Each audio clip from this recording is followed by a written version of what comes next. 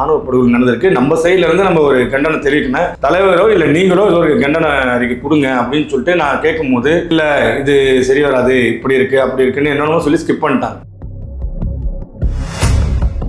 அவரு எப்ப வந்து சொல்றாரு தெரியுமா, தான் ஒரு சிறுபான்மையினர் சமுதாயத்திலிருந்து சேர்ந்தவங்க இப்ப எலெக்ஷன்ல தான் வந்து தன்னை தானே ஒரு சிறுபான்மையினரா காமிச்சுக்கிறாரு. அவரை ரசிச்ச ரசிகர் கூட்டம் தான் நீங்க சுத்தி நிக்குது, வேற யாரும் புதுசா யாரும் தொண்டர்கள் கிடையாது. கிழக்கு தொகுதியில 90% வாக்கு வந்து கிறிஸ்துவ வெள்ளாளர்கள், அந்த சமூகத்தை சார்ந்த வாக்கு தான். இவரும் பாத்தீங்கன்னா கிறிஸ்துவ வெள்ளாளர் தான். பார்த்தனால தான் சார் திருச்சி கிழக்கு தொகுதி சூஸ் பண்ணிருக்காரு. ஏன் திருச்சி மேற்கு தொகுதி சூஸ் பண்ணலாம்ல? திருச்சி மேற்கு தொகுதியில் நின்றாருன்னா டெபாசிட் காலி ஆகும் தெரியுமா? சிறுபான்மையினர் ஓட்டை பிரிக்கணுங்கிறதுக்காக மட்டும்தான் இந்த தாவேகா கட்சியை உள்ள கொண்டு வந்திருக்காங்க. இது யாரோட பின்புலம் அப்படின்னு பாத்தீங்கன்னா RSS பிஜேபியோட பின்புலம். அவருடைய கட்சி தொண்டனே அவர் பேசிட்டு இருக்கும்போது மேல வந்து உள்ள வந்தாலும் சப்புன்னு ஒரு இருந்தார், போவாங்க நான் பேசிட்டு இருக்கேன். ஒரு எல்லைக்கு மேல அடிக்கிற தப்பு இல்லையே. சொந்த குடும்பத்தையே தவிக்க விட்டவர் நாட்டு மக்களையா பார்க்க போறாரு. சென்னையில வந்து புஷி ஆனந்த் வந்து தோக்கணும்னு சொல்லி விஜய் விரும்புவார்னு நினைக்கிறீங்க? கண்டிப்பா விரும்புவார் சார். இன்ஸ்டாகிராம்னு ஒண்ணு இல்ல அப்படின்னா தாவேக்கான ஒரு கட்சி பெருசா வளரவே வளராது.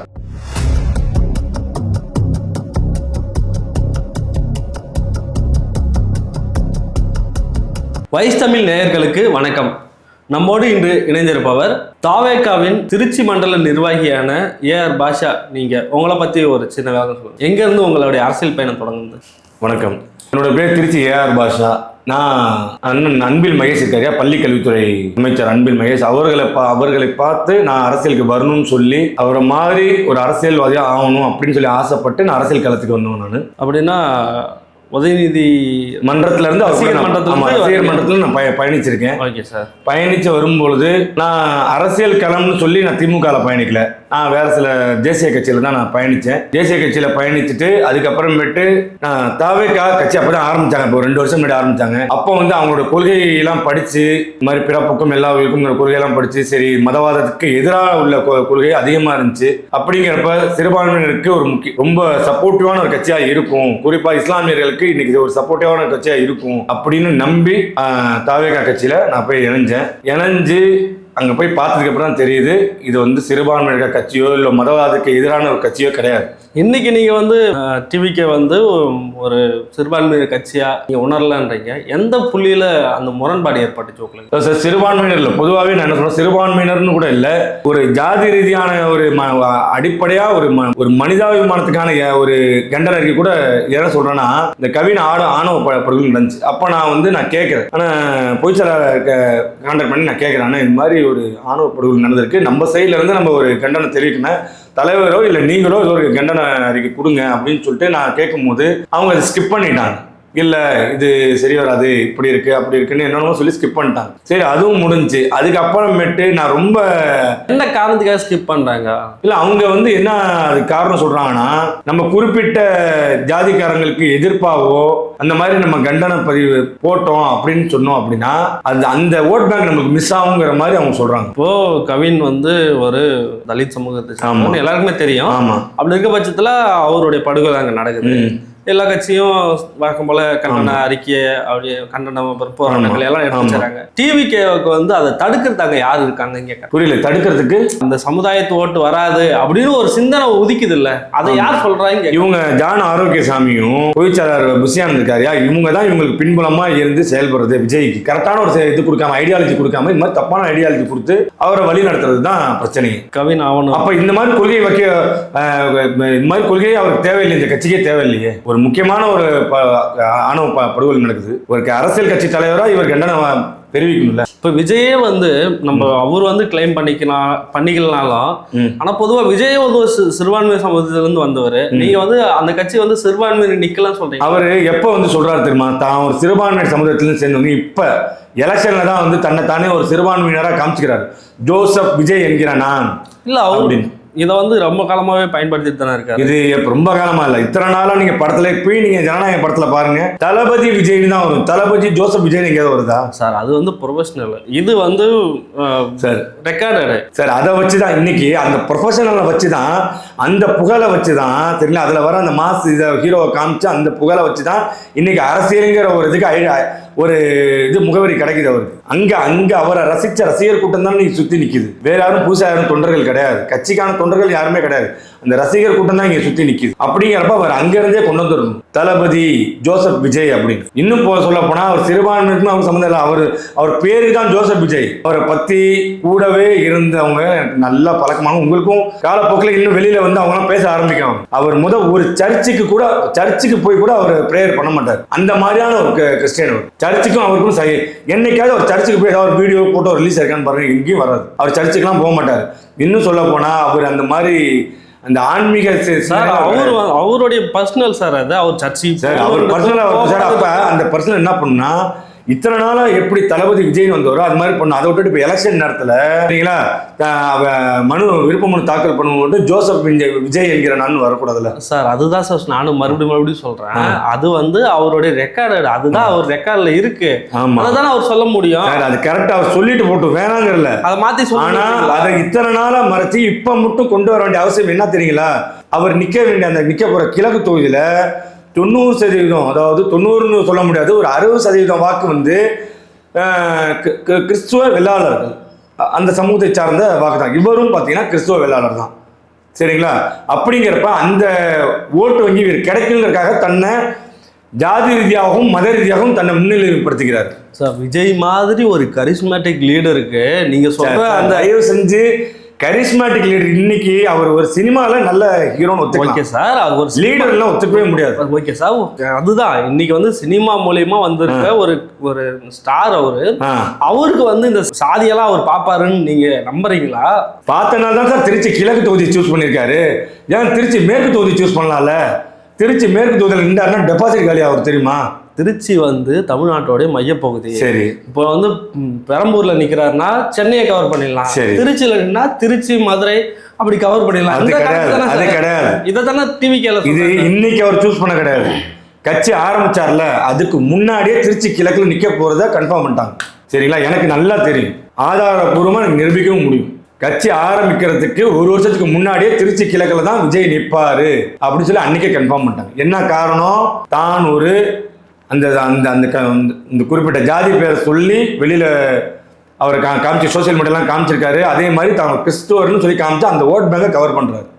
ஆனா கண்டிப்பா சொல்றேன், திருச்சி கிழக்குல அவர் வந்து தோல்வி அடைவார். திருச்சி மக்களை பத்தி எனக்கு தெரியும், என் சொந்த ஊரை பத்தி எனக்கு தெரியும் சரிங்களா. அந்த மாதிரி படத்துல வரும் இந்த அவர் பின்னாடி சுத்துற மாதிரி அதிகம் தற்கூரி கூட்டம் அங்கே கிடையாது. அதிகமான தற்கூரி அங்கே கொஞ்சம் ஓரளவுக்கு படித்தவங்க அதிகம், அரசியல் சிந்தனை அதிகம் உள்ள மக்கள் திருச்சியில் இருக்காங்க. அதனால அப்படிலாம் வந்து கண்மூடித்தனமா ஓட்டு போட மாட்டாங்க. நீங்க வந்து தாவைக்கோடைய இப்போதைக்கு முன்னாள் நிர்வாகி, இப்போ எந்த கட்சியில பயணிக்கிறீங்க? இப்போ திமுகவில் இருக்கேன் சார். என்னவா இருக்கீங்க சார்?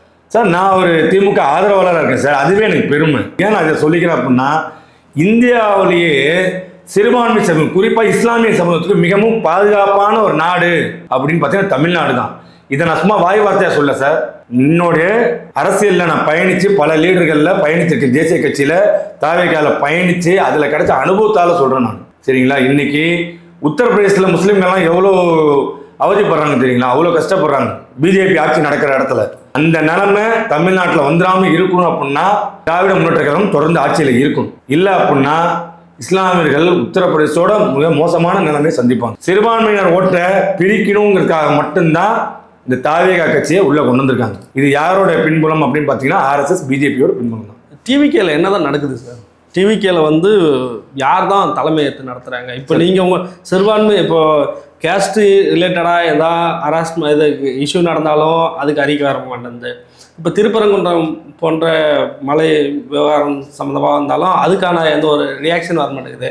இதையெல்லாம் தடுத்து நிறுத்துறது யார்? என்ன காரணம்? விஜய்க்கு வந்து ஆலோசனை சொல்லி தான் அவர் கேட்டுப்பாரு, அவராக தனியாக முடிவு இல்லை. அதுதான் சார், இது வந்து ஒரு மர்மமான ஒரு மாஃபியா கும்பல் மாதிரி உள்ள செயல்படுவாங்க சரிங்களா. மெயினாக பார்த்தீங்கன்னா ஒரு கட்சிக்குன்னு ஒரு புரோட்டோகால் உண்டு. அந்த புரோட்டோகால்னு கிடையவே கிடையாது, ஒரு டிசிப்ளின் கிடையாது, புரோட்டோகால் கிடையாது சரிங்களா. இங்கே எடுக்கிற முடிவு தன்னிச்சையாக எடுக்கிற முடிவு அப்படின்னு பார்த்தீங்கன்னா பொதுச் செயலாளரும் ஜான் ஆரோக்கியசுவாமி, இந்த நிர்மல் குமார், அப்புறம் இந்த கூட ஆதவ அர்ஜுனா, இந்த 4 பேர்.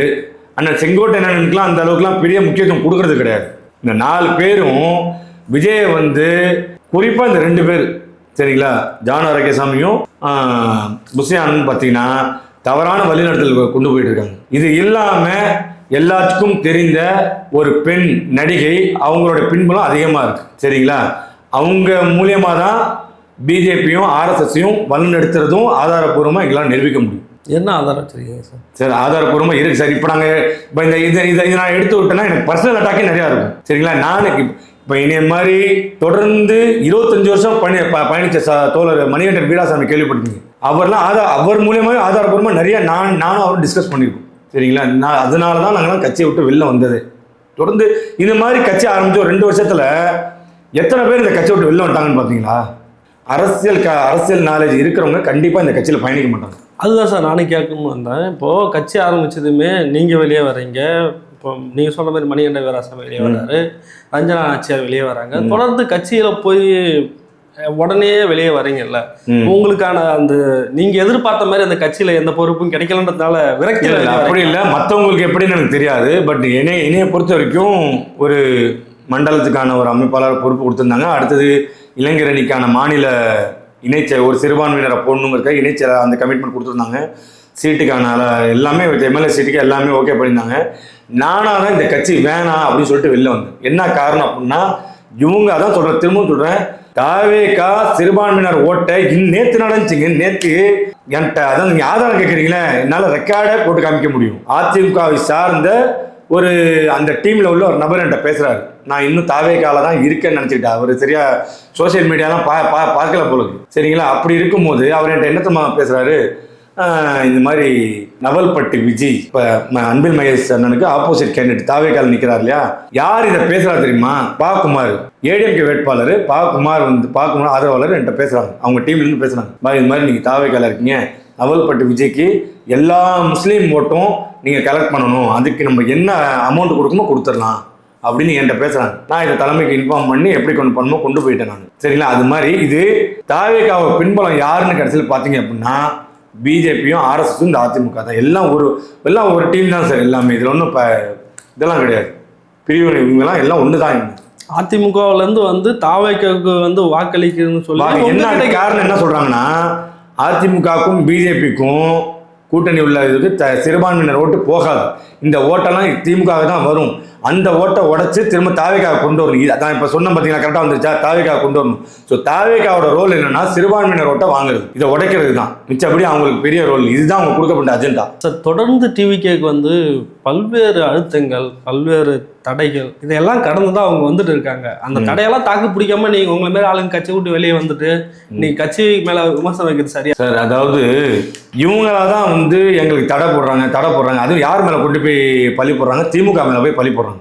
எனக்கு இவ்வளோ தடை கொடுக்குறாங்க, இவ்வளோ பிரச்சனை கொடுக்குறாங்க அப்படின்னு. எஸ்ஓபி பிரச்சனை, இந்த எஸ்ஓபிங்கிறது எல்லா கட்சிக்கும் உண்டு, தாவேகாவுக்கு மட்டும் கிடையாது. எல்லா கட்சிக்கும் எங்க சார் இருக்குது? இல்ல இந்த எலெக்ஷன் டைம்ல ஆக்சுவலா இப்ப எல்லாம் கண்ட்ரோலே வந்து government, Tamil Nadu government election commission அவங்களோட பொறுப்புல இருக்கு. இப்ப எலெக்ஷன் கமிஷன் சார், இதுக்கு முன்ன அந்த எஸ்ஓபி சொல்லுங்க சார். அதுதான் சார், இதை வந்து ஒரு புரோட்டோகாலை கொண்டு வரணுங்கிறதுக்காக தான் எஸ்ஓபி கொண்டு வந்தாங்க. மெயினா அதிகமா அசம்பாவிதம் எங்க நடக்குது, எந்த கட்சியில் நடக்குது? அதிக டெத்து, அதிக இந்த இது மாதிரி போயிட்டு இந்த அவர் வராருல அந்த பஸ்ஸில் போய் உழுவுறது, மேலே போய் உழுவுறது, இங்கே போய் இந்த கரண்ட் கம்பத்தில் ஏறுறது, பைக்கை கொண்டு போய் உள்ள விடுறது, எத்தனை பேர் இறந்துட்டாங்க. இந்த மாதிரி வரலாறுல எவனாவது இப்படி இத்தனை பேர் செத்துருக்காங்களா? ஏன் இந்த டிசிப்ளினா ஒரு கட்சி தலைவராக உங்களால் நடவடிக்கை எடுக்க முடியல? நேற்று திருமாவளவன் அண்ணனை பார்த்தீங்களா? நான் மிகவும் மதிக்கக்கூடிய ஒரு தலைவர் திருமாவளவன். அவர்லாம் உண்மையில அவர் மிகப்பெரிய ஐடியாலஜிக்கலான ஒரு தலைவர். அவரை பார்த்தாது கற்றுக்கணும். அவருடைய கட்சி தொண்டனே அவர் பேசிக்கிட்டு இருக்கும்போது மேலே வந்து விழுவந்தாலும் சப்புன்னு ஒரு ஆறாக இருந்தார், போவாங்க நான் பேசிக்கிட்டு இருக்கேன் அப்படின்னு. ஒரு எல்லைக்கு மேலே அடிக்கிறது தப்பு இல்லையே, தான் குழந்தைகள் மாதிரி நினைச்சா அது மாதிரி உரிமை எடுத்துக்கலாமே, தப்பு கிடையாது. இன்னைக்கு அந்த கட்சிக்கு அந்த ஒரு வீடியோ எவ்வளோ பேர் பேக் ஃபயர் ஆயிருக்கு பார்த்தீங்களா? சோஷியல் மீடியா ஃபுல்லாக அதை பற்றி எப்படி போடுறாங்க? எதிர்கட்சிங்க இந்த மாதிரி இந்த அணில் குஞ்சுகள் தான் இந்த பேக் ஃபயர் பண்ணுறதுக்கு வேணுமே எடுத்து போடுவாங்க தவிர்த்து உண்மையான திருமாவளவன் அண்ணனோட தொண்டர்கள் கண்டிப்பாக அவங்க ஏற்றுக்குவாங்க சரிங்களா. ஒரு கொள்கை கோட்பாடல் உள்ள கட்சியில் அந்த தொண்டர்கள் கண்டிப்பாக ஏற்றுக்குவாங்க.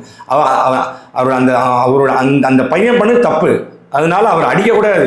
ஒரு ஆத்திரத்தில் என்ன இப்படி பண்ணுறேன்னு தான் இவர் பண்ணார். அது ஒன்றும் தவறே கிடையாது என்னை பொறுத்த வரைக்கும். அப்போ அவருக்கும் விஜய்க்கும் வித்தியாசம் இல்லாமல் போயிருக்கும். விஜய் அடிக்கணும்னு எதிர்பார்க்குறீங்களா? விஜய் அடிக்கணும்னு நான் எதிர்பார்க்கல. அவர் கண்டிக்காவது செய்யணும். அட்லீஸ்ட் ஒரு வாய் வார்த்தையாவது சொல்லணும். என்னுடைய ரசிகர்கள் இப்போ ஒன்றும் இல்லை, அஜித் சாரை பார்த்து சொல்லிட்டு தானே சார் வராங்க. இல்லை, ஒரு நிமிஷம் நான் சொல்லிடுறேன். அஜித் சாரை பார்த்துருக்கீங்களா? ஒரு இடத்துக்கு போகும்போது ரசிகர்கள் முன்னாடி வந்து விழுவாங்க.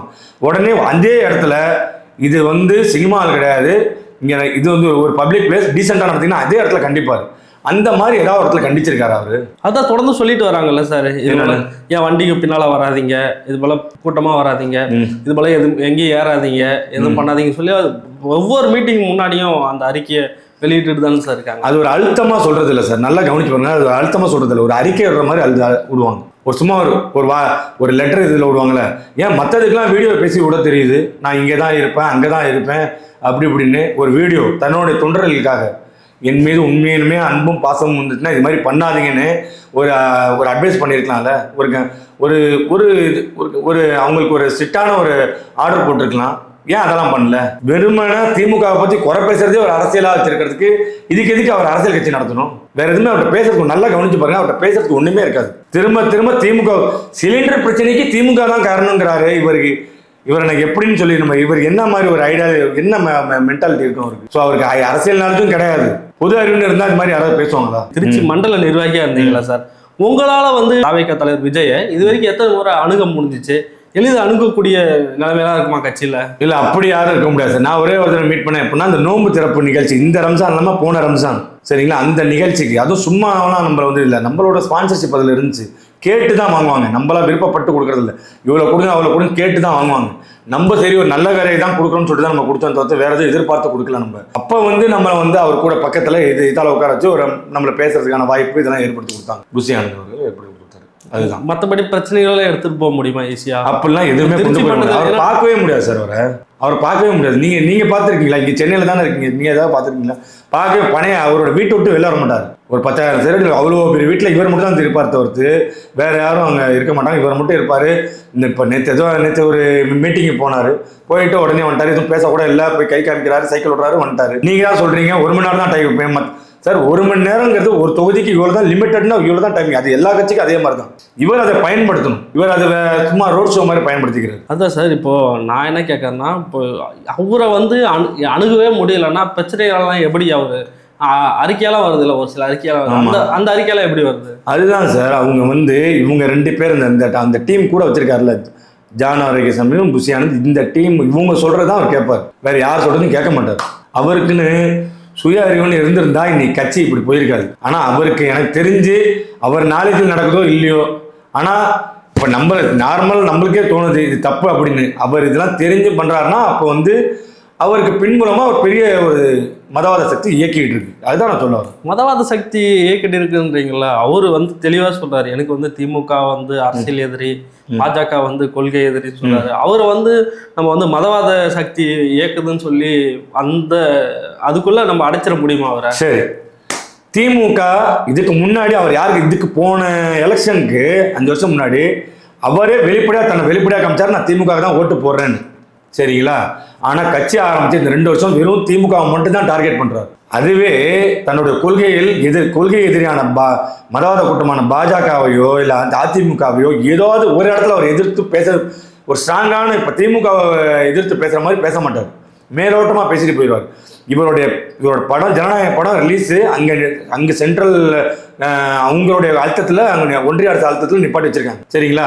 ஆனால் அதுக்கெல்லாம் அவர் எதிர்ப்பு தெரிவித்து ஏதாவது ஒரு இடத்துல பேசியிருக்காரு. அதுதான் சார் நானும் கேட்கலான்னு வந்தேன். இப்போ நீங்கள் சொல்கிறீங்கல்ல, அவர் வந்து மதவாத சக்தி இயக்குதுன்றீங்கல்ல, அதிமுகவுக்கு பாஜகவுக்கு சாதகமாக இருப்பாருன்னு சொல்றீங்கல்ல, ஆனால் அவருடைய ஜனநாயகம் படத்தை நிறுத்தி வச்சிருக்குது பிஜேபின்னு சொல்லி திமுக காரங்களும் சொல்கிறாங்க, தாவேகா காரங்களும் சொல்கிறாங்க. அப்படி இணக்கமாக இருந்தால் அவருடைய படத்தை இல்லை. அதுதான் சார், நாங்கள் அந்த ஒரு காரணமாக ஃபஸ்ட்டு நாங்களும் அப்படி தான் நினச்சோம். அதாவது நிப்பாட்டி வச்சுருக்காங்க இங்கே ஒன்றிய அரசு சம்மந்தப்பட்டது தான் அந்த சென்சார் போர்டு எல்லாமே.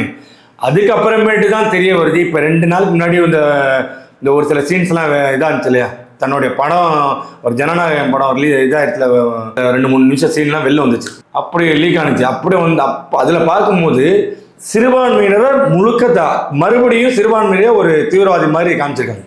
அதாவது இஸ்லாமியரை வழக்கம் போல தீவிரவாதி மாதிரி காமிச்சிருக்காரு.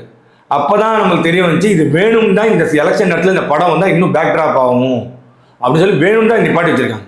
அவங்க தெரிஞ்சுதான் பிளான் பண்ணி தான் ஒன்றிய அரசு மதவாத கூட்டமும் இவங்க தாவேக்காவும் இணைஞ்சா இந்த படத்தை வந்து அப்படியே சைலண்டாக நிப்பாட்டி வச்சிருக்காங்க. சரி, தாவேக்காவோட முன்னாள் நிர்வாகிக்கிற முறையில் உங்ககிட்ட கேட்குறேன். அது இந்த படத்தில் வந்து ஒரு 1000 பேருக்கு மேலே வேலை செஞ்சுருப்பாங்க. விஜய் ரொம்ப எதிர்பார்த்த ஒரு படம். அந்த படம் வந்து இப்போ இணையதளத்தில் பகிரப்பட்டிருக்கு தவறான முறையில்.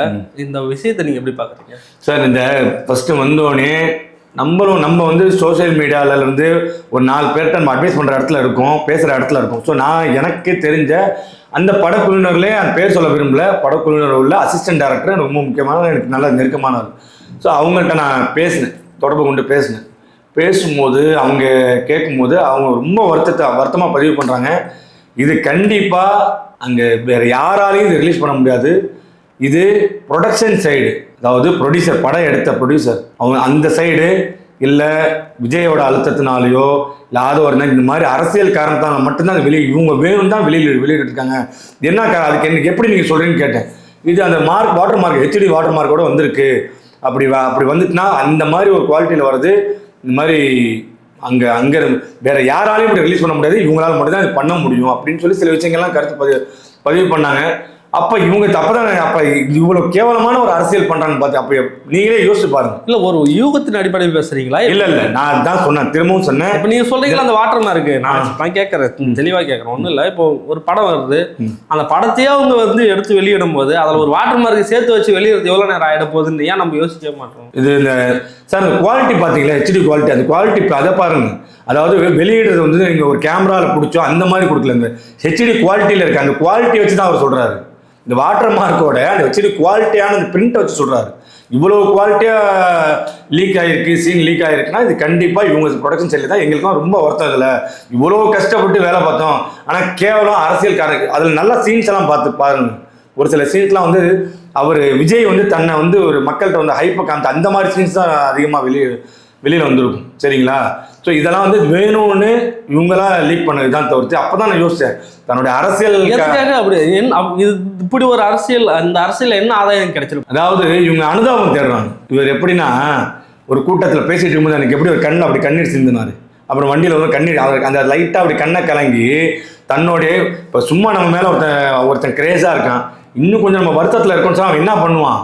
தலைவா உனக்காக இப்படி தான் நம்ம படத்தில் பார்த்ததுலாம் நிஜத்தில் நடக்குது. தலைவா நீ ஏன் இவ்வளோ கஷ்டப்படுறியா, உனக்காக என் உயிரே கொடுக்குறேன்னு சொல்லிட்டு இன்னும் கொஞ்சம் ஹைப்பை கிரியேட் பண்ணுறாரு. மிச்சபடி அவர் உண்மையிலுமே அப்படியாப்பட்ட ஆளே கிடையாது. அந்த மாதிரி மென்டாலிட்டியில் அந்த மாதிரி கிடையாது. இன்னும் நான் சொல்லணும்னு சொன்னால் தன்னுடைய சொந்த குடும்பத்தையே தவிக்க விட்டவர் நாட்டு மக்களையா பார்க்க போகிறாரு. இப்போ நீங்கள் வந்து 2 வருஷம் பயணித்து இப்போ வெளியே வந்திருக்கீங்கல்ல, இப்போ புதுசாக வந்து சேர்ந்துட்டு தான் இருக்காங்க அந்த கட்சியில். அந்த புதுசாக சேர்றவங்களுக்கெல்லாம் நீங்கள் என்ன சொல்கிறீங்க? இப்போ சேர்ந்துன்னு நினைக்கிறவங்களுக்கெல்லாம் நான் சொல்கிறேன், கடந்த ஒரு 6 மாதம் எடுத்துக்கலாம், இல்லை 4 மாதம் கூட எடுத்துக்கலாம். யார் வந்து சேர்ந்துருக்கா? புதுசாக சேர்ந்தவங்க யார் தெரியுங்களா? எனக்கு தெரிஞ்சு வேட்பாளர்களே 106 வேட்பாளர்கள் புதுசு தான். இன்னைக்கு கட்சியை விட்டு வெளில வந்து சேர்ந்து நாளைக்கு அவங்களுக்கு MLA சீட். இப்படி ஒரு கட்சியை வாழ்க்கை வரலாறுலேயே நான் பார்த்தது 106 கேண்டிடேட். இவர் என்ன சொன்னார் நீங்களே கவனிச்சிருப்பீங்க. புஷியானந்த் ஒரு மேடையில் சொல்கிறாரு, இங்கே தாவேகா கட்சியில் ஆரம்பத்தில் இருந்து போஸ்டர் அடித்தவங்களுக்கும் சைக்கிளில் போயிட்டு பேனர் கட்டினவங்களுக்கும் தான் MLA சீட்டு பதவிகள் வழங்கப்படும் சொன்ன புஷியானந்த் இப்போ எங்கே போனார்? 106 MLA சீட் வந்து இன்னைக்கு சேர்த்து, அதாவது சேர்ந்து ஒரு 6 மாதம் பயணிச்சோம், 1 வருஷம். நேற்று கட்சியை விட்டு சேர்றாங்க, இன்னைக்கு பொறுப்பு கொடுக்குறாங்க. சரி, ஓகே சார். இப்போ விஜய் வந்து அவருடைய பிரச்சாரத்தை வந்து அடுத்தடுத்து வந்து ரத்து செஞ்சுட்டே இருக்காருல்ல, அவர் ஓன் சைட்ல இருந்து, இதெல்லாம் எப்படி பார்க்குறீங்க? அவருடைய அதான் சார், அவர் பேசிக்காகவே கொஞ்சம் சோம்பேறி தான் சார். அவர் அந்த அளவுக்குலாம் ரிஸ்க் எடுக்க மாட்டார். போய் வெயிலில் நிற்கணும், அந்த போகிற கொஞ்ச நேரத்தை அப்படியே ஒரு மாஸ்க் காமிச்சிட்டு வந்துடும் நினைக்கிறார் தவிர அவர் சென்னைக்கெலாம் இன்னும் பிரச்சாரமே ஆரம்பிக்கலப்பா. தெரியல உங்களுக்கு, பிரச்சாரம் பண்ண மாட்டார் எனக்கு தெரிஞ்சு. ஏன்னா சென்னையில் வந்து தான் பிரச்சாரம் பண்ணி அவருக்கு புஷியானந்த் ஜெயிச்சிட்டாலுமே பிரச்சனை தான். சரிங்களா? தோத்துட்டாலுமே ரைட்டோ, தோத்தா கூட ஒத்துவாங்க, ஜெயிச்சுட்டா அவர் ஒத்துக்க மாட்டார். ஏன் சொல்கிறேன்னா, அவர் MLA எலெக்ஷனில் தோத்து புஷியானந்த் ஜெயிச்சிட்டாருன்னு வச்சுங்களேன், அவருக்கு பெரிய அவமானமாயிரும். அதனால் அங்கெல்லாம் இங்கே எனக்கு தெரிஞ்சு இங்கெல்லாம் சென்னையில் அதிகமாக பிரச்சாரம் பண்ண மாட்டார். சென்னையில் வந்து புஷியானந்த் வந்து தோக்கணும்னு சொல்லி விஜய் விரும்புவார்னு நினைக்கிறீங்களா? கண்டிப்பாக விரும்புவார் சார், கண்டிப்பாக விரும்பும். ஏன்னா அவருக்கே நம்பிக்கை இல்லை நம்ம என்ன ஜெயிப்போமா இல்லையான்னு சொல்லி. அதனால தான் 2 தொகுதியில் நிற்கிறாரு. சரிங்களா? 2 தொகுதி சூஸ் பண்ணி நிற்கிறாரு. அப்படி இருக்கும்போது புஷியானந்த் T நகரில் நிற்கிறாரு. இவரை போய் அதிகமாக பிரச்சாரம் பண்ணி ஒருவேளை புஷியானந்த் ஜெயிச்சு விஜய் தோத்துட்டாருன்னா அந்த இடத்துல விஜய்க்கு என்ன மரியாதை இருக்கும்? நம்மளா இருந்தாலும் அப்படிதானே யோசிப்பாரு. அதனால கண்டிப்பா அவர் வந்து அப்படிலாம் விரும்ப மாட்டாரு. இந்த 2 வருஷத்துல நீங்க அப்படி என்ன பெருசா உணர்ந்தீங்க வெளியே வர காரணம்? சார் பெருசா உணர்ந்து நம்ம வந்து சார் ஆரம்ப கட்ட காலத்துல அரசியல்ல வந்து, அதாவது நான் சொல்றது என்னோட இளமை பருவத்துல ஒரு 28 29 வயசுல, இன்னைக்கு எனக்கு 41 42 ஆகுது சரிங்களா. ஆரம்ப நான் சொல்ற 12 வருஷம் 13 வருஷம் முன்னாடி அப்ப எனக்கு அரசியல்ல ஒரு நம்ம பின்னாடி பசங்க இருக்காங்க, ஒரு மாசான ஒரு பொறுப்பு தேவைப்பட்டுச்சு. ஸோ அப்பதான் நம்ம தேசிய கட்சிக்கு போனோம், அப்புறமேட்டு இப்படியே போனோம். நம்மளுக்கு ஒரு சமுதாயத்தை பற்றி ஒரு புரிதல் வருது, சமுதாயத்துக்கு தேவை, நம்ம சமுதாயம் மேலே ஒரு அக்கறை வருது சரிங்களா. இஸ்லாமியருக்கு இன்னைக்கு இவ்வளோ பிரச்சனை இருக்குது. ஸோ நம்ம சமுதாயத்துக்கு நம்ம ஏதாவது பண்ணி கொடுக்கணும். இப்போ நம்ம பண்ணி கொடுக்க அந்த இடத்துல இருக்கோம். ஆண்டவன் இடத்துல பொருளாதார ரீதியாக நல்ல ஆண்டவன் நம்மளை நல்லா வச்சுருக்கான். ஸோ நம்ம 4 பேருக்கு அந்த இடத்துல நம்ம ஏதாவது பண்ணி கொடுக்கணுங்கிற இடத்துல நம்ம இருக்கோம். அப்படிங்கிறப்ப நம்ம ஒரு பொறுப்பான ஒரு நபரா ஒரு நல்ல ஒரு அரசியல் கட்சியை தேர்ந்தெடுக்கணும்னு சொல்லிட்டு தான் நம்ம தாவேக்காவை தேர்ந்தெடுத்தோம். உள்ள போனதுக்கு அப்புறமேட்டு நம்மளுக்கு பழக்க வழக்கங்கள் இருக்குது சார். வேற மாற்று கட்சியிலே பழக்கம் இருக்குது. ஸோ இங்க என்ன நடக்குங்கிறது இங்க இல்லைனாலும் வெளியிலிருந்து நம்மளுக்கு நியூஸ் வந்துடும். இவர் முழுக்க பிஜேபி RSS அஜெண்டா மட்டும்தான் ஃபாலோ பண்றாரு. இவருக்கு ஜெயிக்கணும், சிஎம் ஆகணும் அப்படிலாம் ஒன்றும் கிடையாது. அப்படி இருக்குன்னா இவர் போய் பேரம் பேச போயிருப்பாரா? 2026 சிஎம் விஜய் அப்படி இல்லையா? இன்னுமா நீங்களாம் அதை நம்புறீங்களா? இல்ல நீங்க நான் நம்பனா இல்லையா? நீங்க 2 வருஷம் நம்பிட்டு இருந்தீங்க, அதுக்காக கேட்கல. நான் 2 வருஷம் நம்ப கிடையாது. நான் இப்ப அதான் சொல்றேன். நான் நம்பி போனது இந்த கொள்கைகளை நம்பி தான் போனேன். நான் இப்ப கட்சியை விட்டு வெளில வந்துட்டேன். நீங்க கேட்குறீங்க சிஎம் இல்லையான்னு சொல்லி கேட்குறீங்களா? இந்த வார்த்தையே தப்பு. எப்படி சிஎம் எம்எல்ஏ ஆகிறதுக்கான தகுதி இருக்கா அவருக்கு? மக்களுக்காக எந்த இடத்துல நின்று அவர் போராட்டம் பண்ணியிருக்காரு? எந்த மக்களுக்கான எந்த தேவைக்காக அவர் போராட்டம் பண்ணியிருக்காரு? ஏதாவது சிஏக்காக நின்றுருக்காரா? இல்ல வேற ஏதாவது இப்ப நான் சொன்னல எவ்வளவு பிரச்சனை நடந்துச்சுல, இது மாதிரி ஆணவ படுகொலை, இது மாதிரி மதக்கலவரம், இல்ல எதுக்கு வந்து காவேரி நீர் பிரச்சனைக்கு எதுக்கு வந்து நின்றுருக்காரு? நீங்க சொல்றீங்கல்ல இதுக்கெல்லாம் வரல அப்படின்னு சொல்றீங்கல்ல, ஆனா அவர் பின்னால் தான் அவ்வளவு பெரிய மாஸ் கூட்டம் இருக்கு பாத்தீங்கல்ல சார். அதுதான் சார் நானும் திரும்பவும் சொல்றேன். அதாவது அவர் பின்னாடி மாஸ் கூட்டம் இருக்கு பாத்தீங்களா. அந்த மாஸ் கூட்டம் பாத்தீங்கன்னா எங்க இருந்து அந்த மாஸ் கூட்டம் ஃபுல்லா பாத்தீங்கன்னா இன்ஸ்டாகிராம் இன்ஃபுளுசர் தான் சரிங்களா. எல்லாமே 30 வயசுக்கு கீழே. அவர் மாஸ் ஹீரோவா அப்படியே அவர்கிட்ட அதாவது கம்மியா அந்த ரசிகர்கள் பட்டாலும் கம்மியா இருந்தது மட்டும் தான் வச்சு கட்சி ஆரம்பிச்சாங்க. அதுக்கப்புறமேட்டு போகிற இடத்துலலாம் இந்த பொண்ணுங்க அழுகுற மாதிரி, அவர் மேலே ஓவராக கிரேஸ் இருக்கிற மாதிரி காமிச்சு அந்த இன்ஸ்டாகிராம் அந்த வியூவர்ஸ் எல்லாத்தையும் இன்ஸ்டாகிராம்னு ஒன்று இல்லை அப்படின்னா தாவேக்கான ஒரு கட்சி பெருசாக வளரவே வளராது. இன்ஸ்டாகிராம் வியூவர்ஸ் மட்டும்தான். ஆனால் இன்ஸ்டாகிராம் வியூவர்ஸ் வச்சு தான் இங்கே ஓட் போல் இது நடக்குதா, வாக்கு நடக்குதா? நீங்களும் அப்படி இன்ஸ்டாகிராம் பார்த்தா போனீங்களா சார்? நான் அந்த அதான் சொல்கிறேன்ல, அரசியல் ஒரு நாலேஜ் வந்ததுக்கு அப்புறமேட்டு இல்லை நம்மளுக்கு இந்த கட்சி சரியா இருக்கும். நீங்க கேட்குற கேள்வி அதாவது நீங்க என்னன்னா உங்களுக்கு வேணா அது ஒரு வேடிக்கையா தெரியலாம். ஆனா எனக்கு எப்படி தெரியல, ஒவ்வொரு இஸ்லாமியனும் ஒவ்வொரு இடத்துல அவமானப்பட்டிருக்கான் சார். ஒரு முஸ்லீமா ஒரு வருஷம் வாழ்ந்து பாருங்க, அப்போ அந்த வலி வேதனை என்னன்னு தெரியும். நான் அப்படி இருக்கும்போது சரி நமக்கான வாய்ப்புகள் அவங்க நம்மகிட்ட பேசும்போது, சார் நீங்க நல்லா ஆக்டிவா இருக்கீங்க, ஏன்ட்ட அப்படி பேசி தான் அப்ரோச் பண்ணாங்க சரிங்களா. இல்லை நல்லா ஆக்டிவாக இருக்கீங்க, உங்களுக்கான வாய்ப்புகள் கிடைக்கும், நீங்கள் உங்கள் சமுதாயத்தான குரலாக இருக்கணும் அப்படின்னு சொல்லும்போது நான் இல்லை யாராக இருந்தாலும் சரி ரைட் நம்மளுக்கான கட்சியாக இருக்கும், நல்ல கொள்கைகள் இருக்குன்னு சொல்லி போவாங்க. அப்படி போனவன் தான் நான்.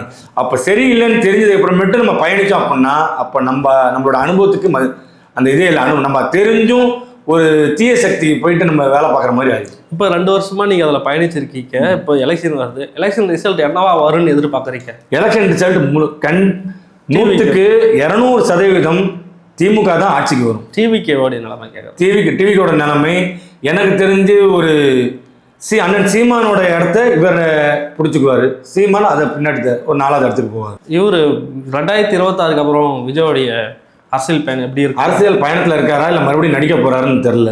எனக்கு தெரிஞ்சு நடிக்க போயிடுவார். 2026 கண்டிப்பாக நடிக்க போறதுக்கான வாய்ப்புகள் தான் நிறையா இருக்கு. ஏன்னா அவருக்கு கொடுக்கப்பட்ட அஜெண்டா இந்த ஓட்டை பிடிக்கிறதுக்கான வேலை மட்டும்தான். அது நடக்கணும், ஒன்று நடக்காமல் போகணும். நடக்காது. ஆக்சுவலாக இங்கே தமிழ்நாட்டில் உள்ள சிறுபான்மையினர் கண்டிப்பாக திராவிட முன்னேற்ற கழகத்தை தவிர வேறு யாரும் நம்ப மாட்டாங்க. ஒரு சில தற்கொலை கூட்டம் எங்கள் சமுதாயத்திலையும் இருக்குது. அந்த கூட்டத்தை தவிர்த்து யாரும் ஓட்டு போட மாட்டாங்க.